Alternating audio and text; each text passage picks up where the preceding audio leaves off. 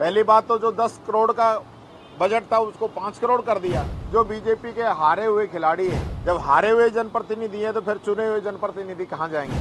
कुंडली मार के बैठी है कि राजस्थान की जनता का भला नहीं हो जाए। पन्ना धाय योजना जो चल रही है उसको लेकर हमारे वरिष्ठ नेता धारीवाल जी ने क्वेश्चन लगाया था और उसमें उन्होंने स्पष्ट पूछा था कि इसके नियम क्या हैं, लास्ट ईयर में इसका कितना भुगतान हुआ है और इसमें भारत सरकार और राज्य सरकार का कितना हिस्सा है, कितना खर्चा किया है। मंत्री महोदय एक भी प्रश्न का जवाब नहीं दे पाए, इधर उधर की बातें करते रहे। पूछ रहे हैं लास्ट ईयर का, बता रहे हैं 16-17 का। और ये योजना, मैं आप लोगों से कहना चाहूंगा, ये योजना उन लोगों के लिए है जो बीपीएल के अंदर है, गरीब हैं। उनकी मृत्यु होने पर या कोई अंग भंग होने पर सरकार की तरफ से जो मदद दी जाती है उसको लेके है।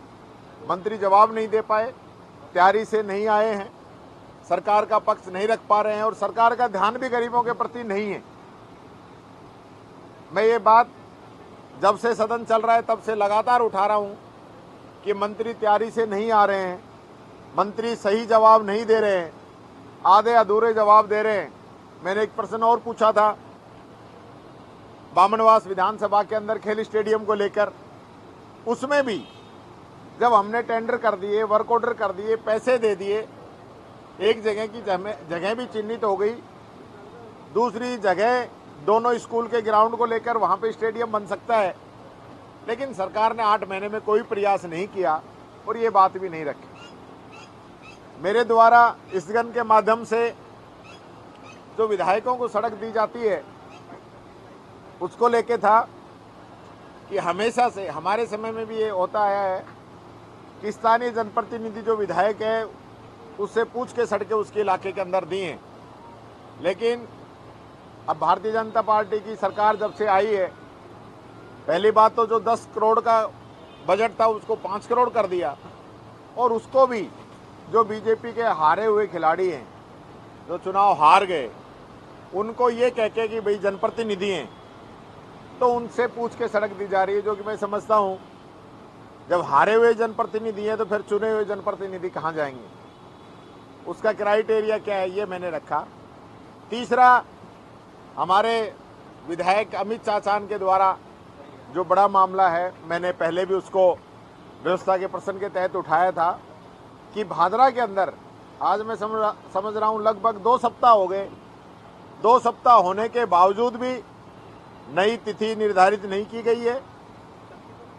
जो चुनाव अधिकारी था, जो चुनाव छोड़ के बीच में चला गया, उसको क्या बीमारी हुई ऐसी सीरियस, उसको लेके अभी तक बोर्ड गठित नहीं किया गया, उनकी जांच नहीं कराई गई और कौन कौन अधिकारी इसके अंदर संलिप्त हैं उनके बारे में सरकार के द्वारा अभी तक कुछ बताया नहीं गया है। ये एक प्रकार से संविधान को खत्म करने की साजिश है। जहां कांग्रेस का बोर्ड था, अध्यक्ष के बाद में वापस वहां पे चुनाव होने थे, दोनों ही पार्टियों के लोग वोट डालने चले गए, 10:10 पे वहां पहुंच गए और 1 बजे लगभग 3 घंटे के बाद ये कहा गया कि चुनाव अधिकारी बीमार हो गए हैं, छुट्टी पे चले गए हैं, इसलिए चुनाव स्थगित किया जाता है।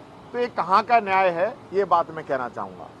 एक आज गांधी वाटिका निरसन विधेयक की सरकार रखने वाली है, ये गांधी वाटिका विधेयक जो था जो पिछली बार आपकी सरकार द्वारा लाया गया था, इसको लेके आप लोगों का क्या रहने वाला है? देखिए, हम जहां भी गांधी जी की जो मंशा है उस पर चोट पहुंचाने का काम करेंगे, उसको हम रोकेंगे, उसका विरोध करेंगे।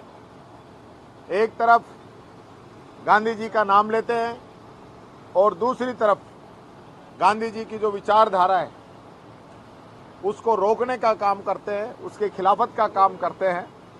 उस पे हम पुरजोर तरीके से विपक्ष अपनी बात को रखेगा और जिस प्रकार से जन विरोधी कार्य ये सरकार कर रही है, इसका खामियाजा इस सरकार को भुगतना पड़ेगा। टीकाराम जी, जावर सिंह खन्ना जी ने कहा कि 3 बच्चे या 3 बच्चों से अधिक कानून आएगा तो उसे सरकारी सुविधा नहीं मिल पाएगी। लेके आए तो कौन मना कर रहा है?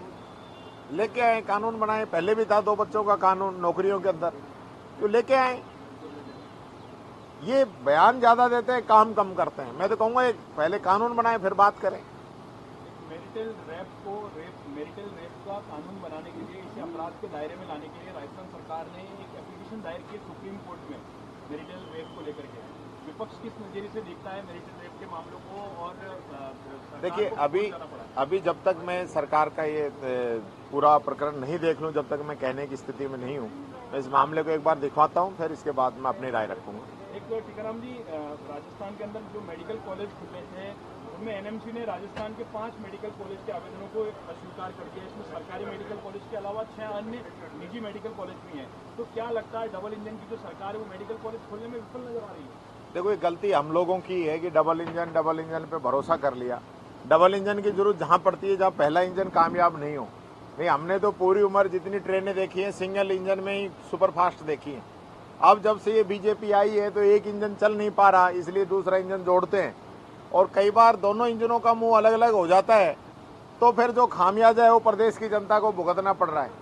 आज स्थिति यही हो रही है, एक इंजन अलग तरफ चल रहा है, एक इंजन अलग तरफ चल रहा है, और जाना किस पटरी पे है, सिग्नल कौन दिखाएगा, कब हरी बत्ती हो जाए, कब लाल सिग्नल हो जाए, सरकार को पता नहीं है, इसलिए निर्णय नहीं ले पा रहे हैं।